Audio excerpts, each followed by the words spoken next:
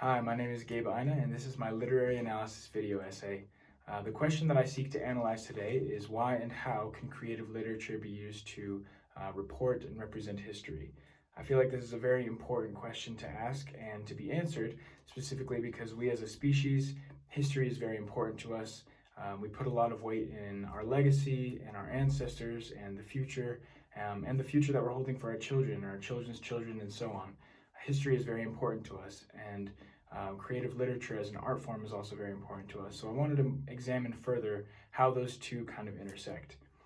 Now, at first you might be thinking, Gabe, literature, history, that's just a history textbook, right? No, absolutely not. No, not even close. No. When I'm talking about literature, I specifically mean creative literature. There's nothing creative about a textbook. All it does is say the facts, or what people deem to be the facts, which we'll talk about later. Literature, however, is when facts, art, and creativity all intertwine.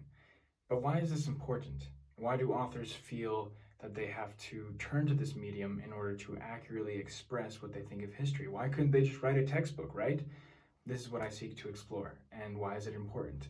And I'm going to do this by using probably the best example that I know of, Natasha Trethewey's Native Guard. Native Guard is a Pulitzer Prize-winning book of poems written by African-American author Natasha Trethewey. This collection of creative literature is dedicated to the themes of monument, death, race, change, and of course, history.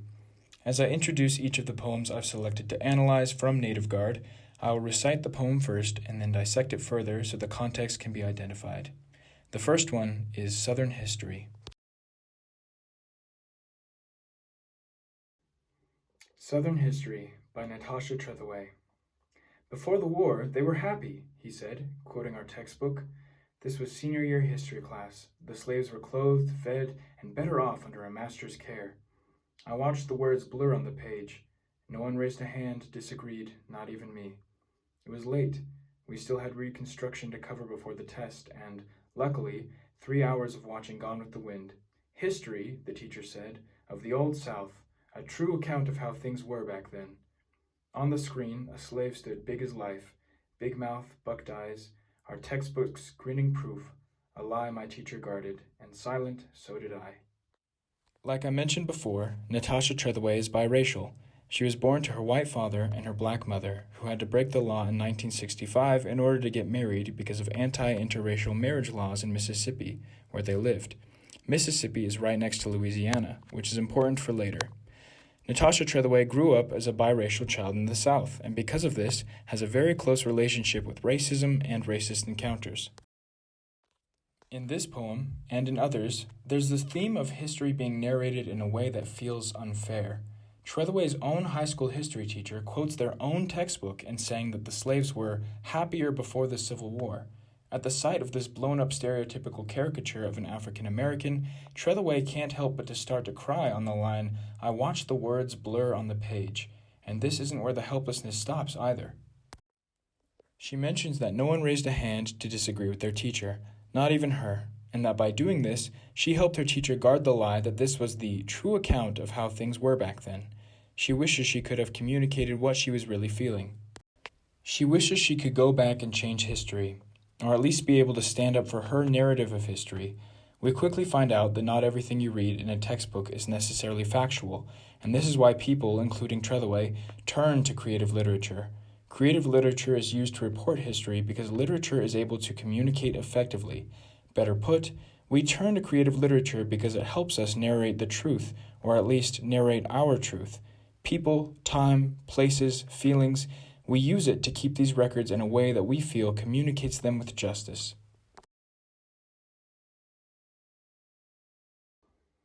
Monument by Natasha Trethewey. Today the ants are busy, beside my front steps, weaving in and out of the hill they are building. I watch them emerge and, like everything I've forgotten, disappear. Into the subterranean, a world made by displacement. In the cemetery, last June I circled, lost. Weeds and grass grow up all around, the landscape blurred and waving. At my mother's grave, ants streamed in and out like arteries. A tiny hill rising, above her untended plot, bit by bit, Red dirt piled up, spread like a rash on the grass. I watched a long time the ants determined to work, how they brought up soil of which she will be part, and placed it before me. Believe me when I say I've tried not to begrudge them, their industry, this reminder of what I haven't done. Even now, the mound is a blister on my heart, a red and humming swarm. Growing up, Natasha Trethewey was very close to her mother, but unfortunately when she was 19, her mom was shot and killed by her stepfather. There's a poem earlier in Native Guard called Graveyard Blues that talks about her mom's funeral in the present tense, and earlier than that, there are several free verse poems about the memories she has of her mother. However, despite all these, I picked this poem specifically because I feel it best communicates exactly why this creative literature is being used by Trethewey. Just so you're aware, I'm about to show some pictures of ants. A lot of them, actually. So if you get really squeamish really easily, this is your warning to look away right now. Don't worry, I'll put in like a little audio cue to help you know when they're over. But if you're not squeamish of ants, don't worry, let's just get back to the poem dissecting. But if you are, don't say I didn't warn you. Anyways, let's get back into it. In this poem, there's a line that says, "Believe me when I say I've tried not to begrudge them, their industry, this reminder of what I haven't done." What Trethewey means by this is that she feels she has not yet been able to honor her mother, or at least not in a way that matters. So what does she do? She turns to poetry and creative literature as a way to accomplish this. She uses poetry to represent and honor her personal history, something that a textbook could never do. In this poem, all of these ants are working together with a sense of strong cooperation and unity. This draws a harsh contrast to the narrator, who has come to visit her mother's grave alone.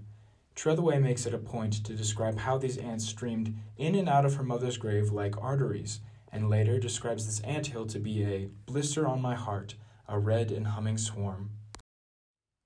This analogy that Trethewey uses to a heart holds several meanings. One is that by resembling a heart above her mother's grave, these ants are honoring her mother better than she has. And two, her helplessness to remember her mother is a wound that she is not yet healed from, and it has made her own heart as restless as a hill of ants. And this is why we all turn to not just creative literature, but to art in general to help us record and represent history, because it is a medium that offers to remember those that are forgotten, a medium that allows us to heal from the past, to heal from history, and that's exactly what Trethewey is trying to do. This is why it is so important. Alright, no more ants, you can look now. Elegy for the Native Guards by Natasha Trethewey. This poem starts out with a quote by Alan Tate. It says, "Now that the salt of their blood stiffens the saltier oblivion of the sea." We leave Gulfport at noon, gulls overhead, trailing the boat, streamers, noisy fanfare, all the way to Ship Island. What we see, first is the fort, its roof of grass, a lee, half reminder of the men who served there, a weathered monument to some of the dead. Inside we follow the ranger, hurried, though we are to get to the beach, he tells, of graves lost in the Gulf, the island split in half when Hurricane Camille hit. Shows us casemates, cannons, the store that sells souvenirs, tokens of history long buried. The Daughters of the Confederacy has placed a plaque here at the fort's entrance. Each Confederate soldier's name raised hard in bronze, no names carved for the Native Guards. 2nd Regiment, Union men, Black Phalanx, what is monument to their legacy? All their grave markers, all the crude headstones, water lost. Now fish dart among their bones, and we listen for what the waves intone.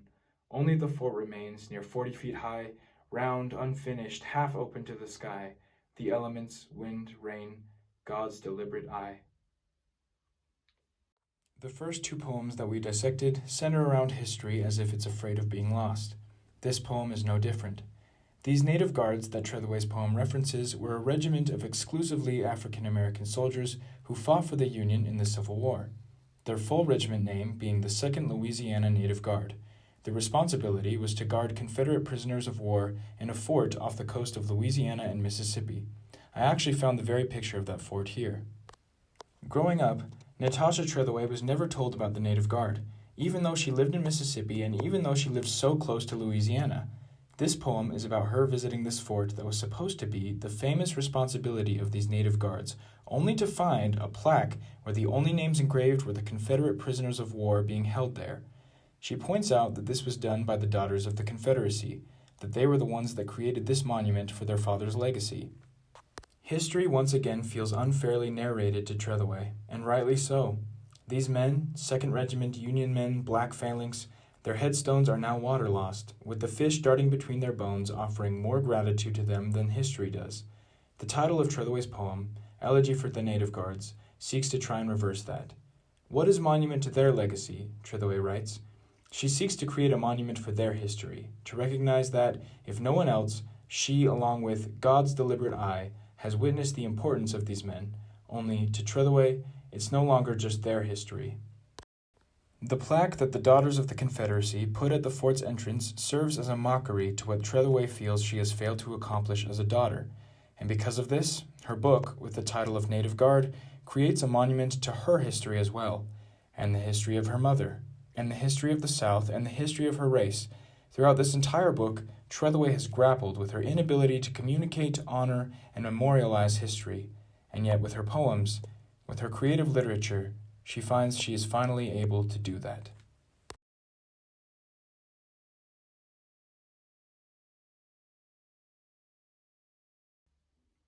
So let's take it back to our overarching question. Why and how is creative literature used to record and represent history? Well, we've identified through the poem Southern History that literature is used to help us more effectively narrate our truth. In Monument, we recognize that literature is used to document and honor our personal history. And in Elegy for the Native Guards, we learned that literature is used to memorialize those people, places, feelings, and ideas that have been lost to history. Carlos Fuentes once said, "Literature overtakes history, for literature gives you more than one life. It expands experience and opens new opportunities to readers." And that's what it all boils down to, isn't it? Though history can be written without literature, literature cannot be written without history. And I actually have a quote by Natasha Trethewey herself. In an interview with the Washington Post, she was asked to comment on Obama's inauguration. She said, "As a poet, I am always concerned about history and bearing witness to history. I can't imagine not being in that place and seeing something that my mother never could have imagined seeing, that my grandmother, who died last July, didn't make it to see. And I feel the need to witness that for those who have gone before us, as well as future generations." Whether it's symbols, metaphors, or figurative language in poems, prose, or plays, the biggest reason we use creative literature to record and represent history is to be a witness to it. And by doing this, it allows others to learn from, memorialize, and expand their own experience of history and gives them the chance to do the same for others. Thank you guys so much for watching my literary analysis video. If you haven't already, I highly encourage reading Native Guard. I only covered 3 out of many, many poems in that book, and all of them are equally as fantastic. I really, really, really enjoyed it. If you have read it though, then congratulations to you. You're ahead of the curve, extra credit, I guess. But if you haven't, please consider it. But if not, thank you again for your time and have a nice day. Thank you.